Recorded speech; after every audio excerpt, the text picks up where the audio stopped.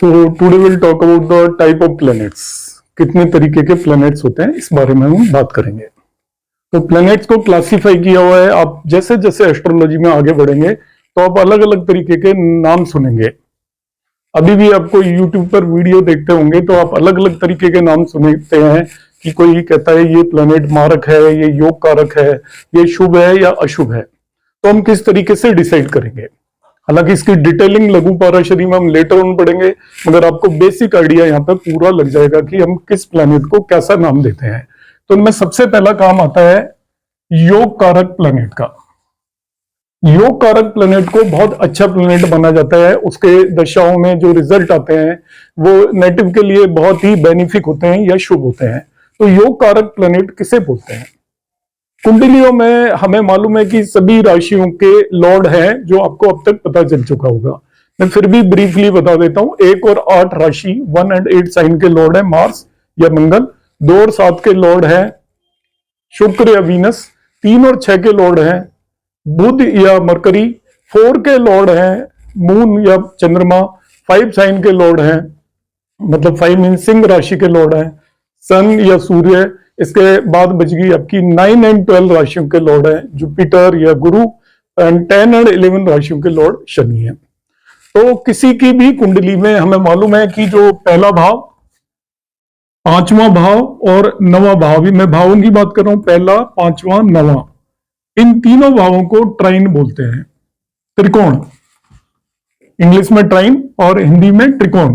और ये लक्ष्मी स्थान कहलाते हैं। ये भाव लक्ष्मी स्थान कहलाते हैं। ये भाव, ये भाव, ये भाव। लक्ष्मी मीन धन से रिलेटेड हो गया। और पहला भाव, चौथा भाव, 7वां भाव, 10वां भाव, first house, 4th house, 7th house, 10th house, this house, this house, this house, this house, इन चारों हाउसेस को हम केंद्र स्थान या क्वाड्रेंट्स बोलते हैं। इसमें 1 कॉमन है, उसे हम ट्राइन भी मानते हैं और केंद्र भी मानते हैं। जब किसी भी कुंडली के अंदर कोई भी प्लैनेट ट्राइन का और केंद्र का लॉर्ड एक साथ हो जाए तो उसे हम योग कारक बोलते हैं। ट्राइन का लॉर्ड और केंद्र का लॉर्ड, मतलब उसके पास इन हाउसेस क्रॉस में जो मार्क किए इनकी भी लॉर्डशिप हो, स्वामित्व हो, और जो मैंने यहाँ पे 0 से या O से मार्क किया है इनकी भी लॉर्डशिप हो, उन्हें हम योग कारक बोलते हैं। ऐसे बहुत कम लग्नों के लिए होते हैं, हम इंडिविजुअली बाद में डिस्कस करेंगे। मैंने ये कुंडली बनाई है, उसमें आप जरा ध्यान से देखिए कि यहाँ पर ये केंद्र है और ये ट्राइन है और ये केंद्र है, मतलब त्रिकोण और केंद्र। इसमें 10 और 11 राशियां हैं। तो हमें मालूम है 10 और 11 राशियों का लॉर्ड सैटर्न या शनि है। तो इस कुंडली में क्योंकि सैटर्न एक ट्राइन का भी लॉर्ड है और केंद्र का भी लॉर्ड है, तो उसे हम योग कारक कहेंगे। तो जिस भी नेटिव की लग्न टॉरस या वृषभ है उसके लिए शनि एक योग कारक ग्रह हो गया। इस तरीके से हम डिसाइड करेंगे कि योग कारक कौन होता है। मैंने एक कुंडली में बताया, आप किसी भी कुंडली में देख सकते हैं यदि कोई सेम प्लेनेट, यदि वो केंद्र का भी लॉर्ड है और ट्राइन का भी लॉर्ड है, मींस क्वाड्रेंट का भी लॉर्ड है और त्रिकोण का भी लॉर्ड है, तो उसे हम क्या कहेंगे, योग कारक हो गया वो उस कुंडली के लिए। तो ये पहले तरीके का प्लेनेट हो गया जो ऑनर ऑफ केंद्र एंड ट्राइन दोनों का एक साथ लॉर्ड हो, स्वामी हो, वो योग कारक हो जाता है। तो योग कारक यहां पर क्लियर कर लेते हैं हम। मैंने एक एग्जांपल दिया, इसमें शनि योग कारक हो रहा है। दूसरे प्लेनेट होते हैं धन कारक प्लेनेट।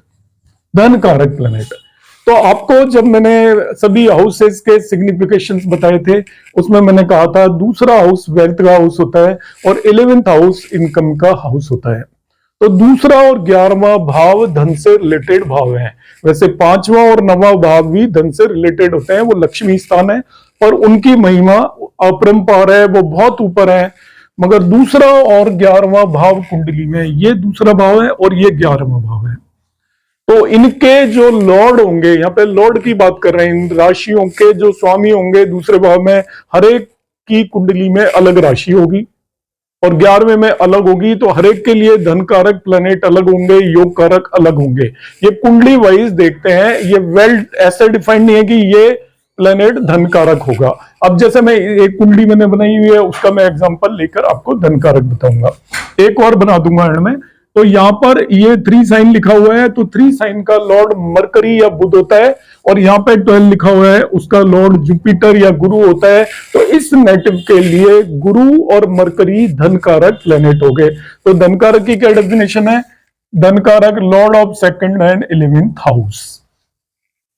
अब आ जाता है की प्लैनेट्स की।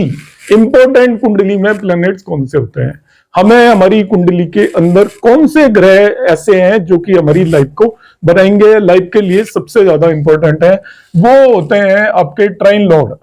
पहले, पांचवें और 9वें भाव के स्वामी को अनडिस्प्यूटेड बेनिफिट।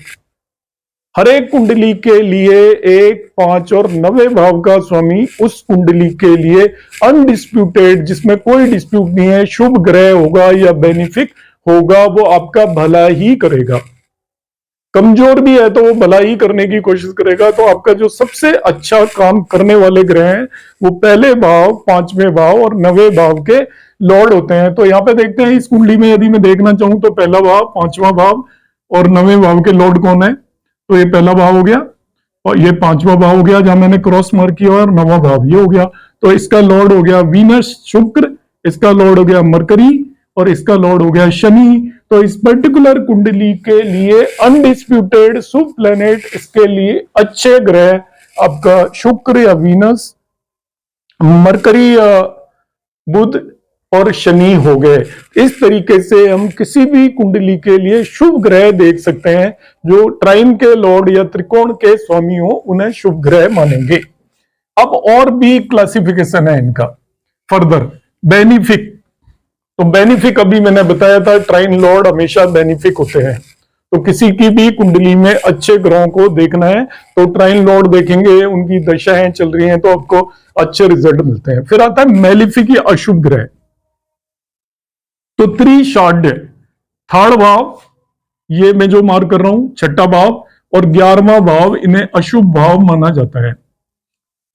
11वां भाव हालांकि मनी का और इच्छाओं का भाव है, पर मनी को पुराने टाइम में कोई बहुत अच्छी चीज नहीं मानते थे, इच्छाओं को अच्छी चीज नहीं मानते थे। तो उस हिसाब से जो त्रिशाड्य, 3 मीन 3, शाह मीन 6, आय से लिंक्ड जो हाउसेज हैं 3, 6, 11, इन हाउसेस को हम अशुभ मानते हैं हमेशा।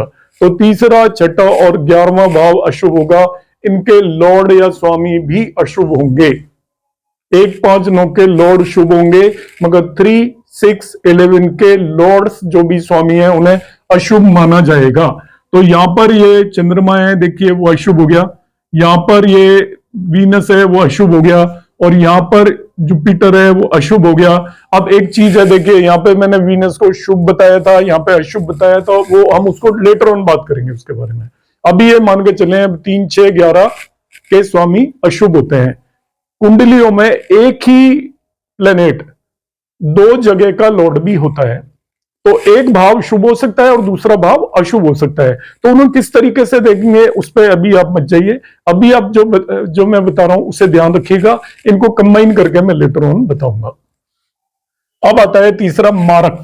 मारक का मतलब यहां पर मारने वाले से नहीं होता, वो आपको कष्ट देगा अपनी दशाओं और अंतरदशाओं में, और उम्र हो जाएगी तो मारेगा भी वही, उसे हम मारक बोलते हैं। तो मारक प्लेनेट की दशाएं हर साल में आती रहती हैं, तो इसका मतलब ये नहीं है कि कोई न कोई प्रत्यांतर दशा आएगी कि ये मार ही देगा, नहीं, उसकी दशाओं में कष्ट हो सकता है, इसलिए उसे मारक बोलते हैं। तो सेकंड भाव और 7वें भाव का स्वामी मारक होता है। तो इस कुंडली के लिए यदि मैं देखूं 2nd एंड 7th लॉर्ड, मारक आपसे पूछे इस कुंडली के लिए तो वो मरकरी और 8 साइन का लॉर्ड मार्स होता है, मतलब मंगल और बुध इस कुंडली के लिए मारक प्लेनेट हो गए। मारक प्लेनेट जो उस कुंडली के लिए शुभ ग्रह है वो भी हो सकता है। मारक पे कोई रेस्ट्रिक्शन नहीं है, जो शुभ ग्रह है वो भी अपनी दशा और अंतर दशाओं में यदि वो मारक है तो वो आपको कष्ट भी देगा और मृत्यु भी देगा। अब आता है तीसरा, बाधक प्लेनेट। हर एक चार्ट के लिए बाधक प्लेनेट है। आपसे कोई पूछेगा कि मेरे काम क्यों नहीं बन रहे, परेशानियां क्यों आ रही हैं जबकि सब कुछ ठीक चल रहा है, तो आपके कामों को रोकने वाला प्लेनेट जो होगा वो बाधक होगा। वो अलग अलग चार्ट के लिए अलग अलग होता है। उसको हम किस तरीके से देखते हैं, लग्न आपकी 3 तरह की हो सकती हैं। मैं राशियों का आपने वीडियो देखा होगा। एक होती है चर राशियां या मूवेबल साइन, जिन्हें 1, 4, 7, 10। दूसरी होती है फिक्स राशियां या स्थिर जो आपकी 2, 6, 1, 4, 7, 10 के बाद आपका हो गया 2, 5, 8, 11। ये स्थिर राशियां होगी। और तीसरी होती है डुअल साइन या द्विस्वभाव राशियां, 3, 6, 9, 12। तो जो 3, 6, 9, 12 इन तीनों में लग्न में कौन सी राशि है उस पर निर्भर करेगा बाधक प्लैनेट कौन है। अलग अलग होगा अलग अलग कुंडली के लिए। तो लग्न में यदि चर या मूवेबल राशि है तो उसका 11th लॉर्ड बाधक होगा, 11वें भाव का स्वामी बाधक हो जाएगा। आपको देखना पड़ेगा कौन सी राशि है, तो 11th लॉर्ड कौन है वो बाधक हो गया। यदि लग्न में फिक्स राशि है, जैसे इस कुंडली में फिक्स राशि रखी हुई है 2, तो इसका इसमें जो 9th लॉर्ड होगा इसका बाधक शनि है इस कुंडली के लिए। और कोई फिक्स राशि होगी तो कुछ और होगा, मगर इस कुंडली में 9th लॉर्ड बाधक हो जाएगा। यदि डुअल साइन है, द्विस्वभाव राशि है लग्न में, तो जो 7th लॉर्ड होगा वो बाधक हो जाएगा। इस तरीके से हम बाधक प्लैनेट निकाल सकते हैं। सभी तरीके के प्लैनेट मैं फिर एक बार बताता हूं कोई और कुंडली बनाकर, जिससे आपको समझ में आए, कोई कंफ्यूजन ना रहे। कोई और लग्न की कुंडली हम बना लेते हैं। सपोज मैं 3 लग्न की कुंडली बना लेता हूं। इसके लिए मारक, योग कारक या जो भी है, तो सपोज 3 लग्न की कुंडली बना ली, 3, 4, 5, 6।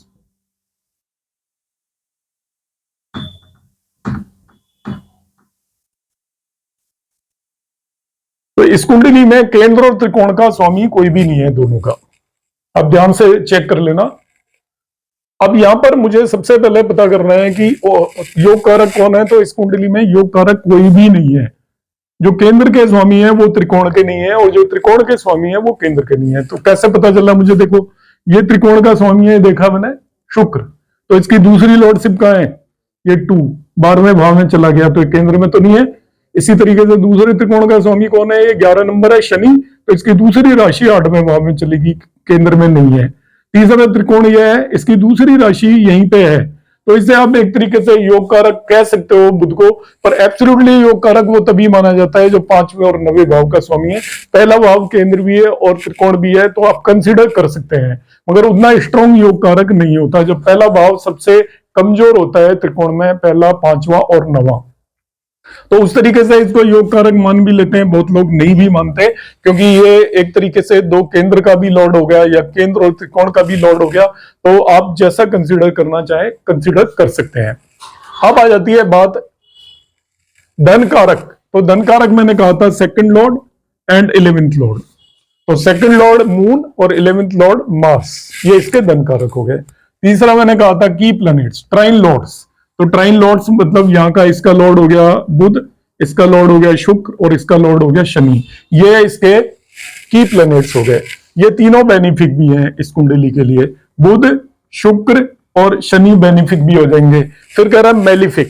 Malefic means 3rd Lord, 6th Lord and 11th Lord. तो 3rd लॉर्ड में 5 साइन है, सूर्य हो गया, सन, यहाँ का मंगल हो गया, और यहाँ पे फिर ये मंगल ही हो गया।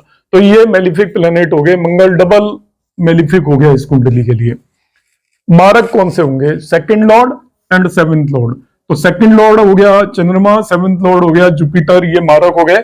फिर बाधक, तो बाधक के लिए लग्न देखनी है आपको। लग्न ये द्विस्वभाव है या डुअल है, तो द्विस्वभाव में जो 7th लॉर्ड होगा इसके लिए जुपिटर बाधक हो गया। इस तरीके से हम इन चीजों को फाइंड आउट कर सकते हैं आसानी से।